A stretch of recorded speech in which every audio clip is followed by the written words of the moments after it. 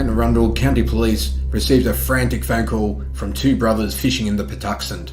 They were fishing for catfish when their younger brother cast his line too far and got a bait rig caught in the dense foliage below the embankment.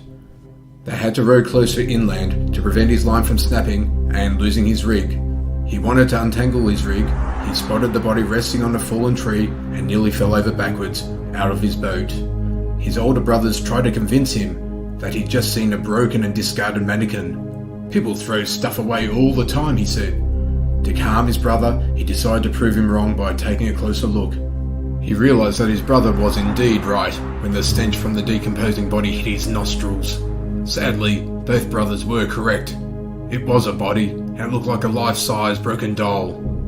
There was a 150-foot drop directly onto the downed tree. The county police used several of their boats to gain access to the body and were kind enough to allow me to tag along. Whoever did this to her must have decided that somewhere down the line she didn't make the grade.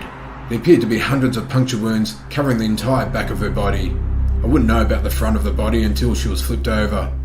But first, we had to get the body on land. I digitally recorded and took photos of everything within a 300-foot radius, seeking answers. It was much easier to conduct a preliminary exam of the body once we got it onto land. We carefully rolled the body over, and beneath the mud and bloodstains were bits of hard plaster of some sort. The body had as many puncture wounds on the front as it had on its back. When the medical examiners lifted the body onto the body bag, the plaster covering her breasts cracked and outslid the woman's driver's license from inside her bra. I marked it and catalogued it for evidence, then handed it to Michael. I went with the body to the medical examiner's office. I needed to collect trace and forensic evidence from the body. I collected samples from her hair and from under the fingernails and toenails, and then collected oral, anal and vaginal samples to run a rape kit. I also had the plaster analysed. It is difficult sometimes to do the job that I do when you witness such ugliness firsthand. If you don't maintain an emotional and psychological distance, it will eat away at you until either you lose yourself to a variety of addictions or your health declines in some unpleasant manner. I have been there, and this is not a place that I ever want to revisit.